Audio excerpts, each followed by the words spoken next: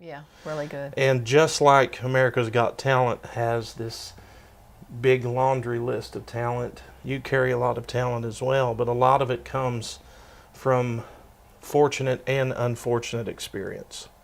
So I want to start by going into your childhood a little bit. Tell me a little bit about where you're from, a little bit about your childhood and family life, just a little bit. Maybe tell us how many siblings you had, tell us the names of your parents, things like that. Well, I was born in Nashville at Vanderbilt Hospital. Right here. Right here in Nashville, right? So right you're here in you're a City. hit songwriter that didn't move here. She was born here. Born here. In fact, my great uncle George Gill was 48th mayor of Nashville. Oh, wow. So I have a pretty entrenched history. My mother was from Gallatin, Tennessee. She was a Guild and was born in the plantation home up there, Rosemont.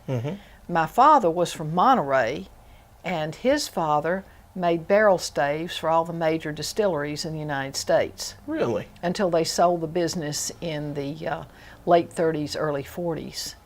And they also mined coal up in East Tennessee.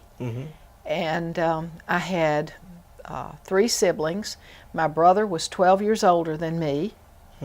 I was the second child, and my sister, Nancy Welch, was the third child. So there are three of you kids at home? Three, well, Here, three right here in Nashville, right? Yeah.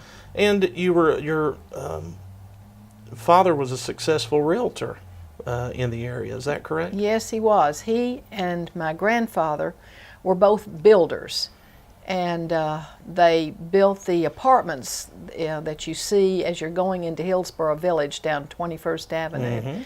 There are some older apartments set back from the road, and they were called the Washington Apartments, and the company that my daddy's family owned was the Washington Realty Company, and they built those, like I said, back in the late 30s, early 40s on some property that where my father's original home was here, the Hillsborough home that my grandfather built.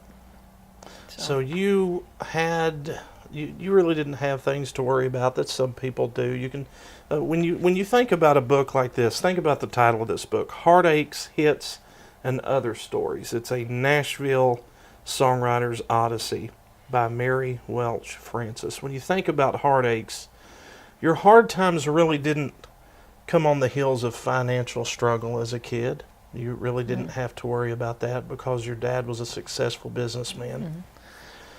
So let's start to where I feel like when I was reading the book, the heartache really started, and that was in your childhood.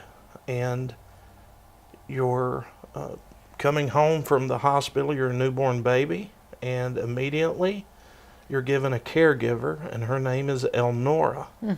Yeah, Elnora. So tell me why you think that, of course, obviously your mom was a stay-at-home mom. So let's get into your parents bringing in a full-time nanny for you. How'd that come about? What's the story? Well, the story basically is that my mother didn't, I think she did not want any more children. And I think I was possibly a surprise, and maybe not. You were as, 12 years since the last child she had. Yes, and I just believe that she wasn't ready to deal with any more children, and really she came home from the hospital, and of course I was told this, that Elnora was there waiting for me, and she had a bed in the room where I was, where my nursery was.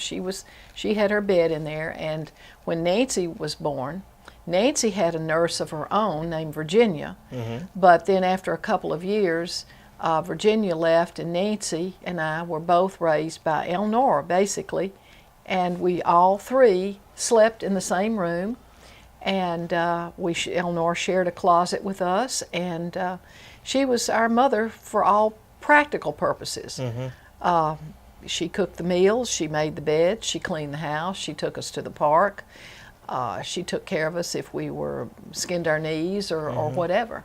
So she was really the mother presence, and mother was more the disciplinarian, and she was there to do the things like go to the store and basically give Eleanor directions as Right. to how to. Your mother wasn't a real hands-on mother. She wasn't real nurturing. I would say definitely not.